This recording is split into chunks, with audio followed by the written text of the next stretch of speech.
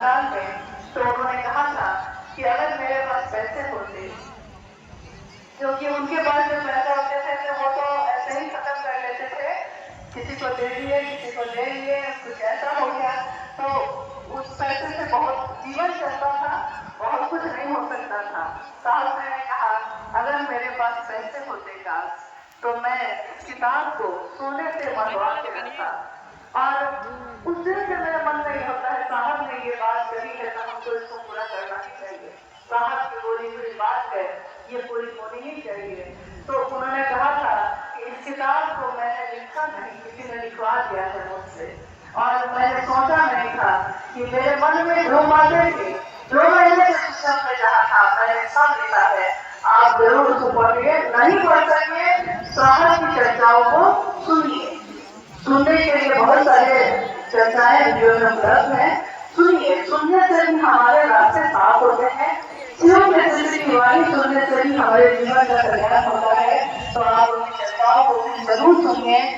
आप अन्य लोगों की सुनते हैं, मेरी सुनते हैं, उनकी सुनते हैं, उनकी सुनते हैं, परंतु हम सब की बात साहब की ही बात है।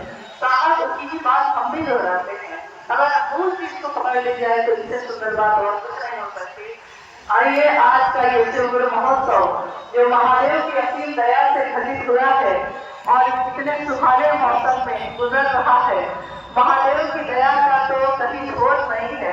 वो तो दया ही दया करते हैं, हम ही उसकी कदर नहीं कर पाते, हम ही संभाल नहीं पाते। महादेव हम सबके जीवन का कल्याण करे। शिव की शिष्यता सबके जीवन की दशा और दिशा को बदल दे और सुवासित करे, सुगंधित करे, इसी की कामना अपने गुरु महादेव से, अपने साहब से करते हैं। आज इस गुरु मंच से बहुत सारे नाम आए हैं शिवसिद्ध होने की घोषणा के लिए, तो इन सभी को पढ़ना संभव नहीं है क्योंकि बहुत ज्यादा नाम है। तो इन सारे नामों की घोषणा हम लोग एक साथ ही करते हैं। घोषणा है आज से और अभी से जिन गुरु भाई गुरु बहनों ने अपना नाम लेकर महादेव के इस मंच से भेजा है, उनके नाम की घोषणा शिव के अंतरिक्ष साम्राज्य में संप्रेषित की जाती है। कृपया दर्ज हो, जागरण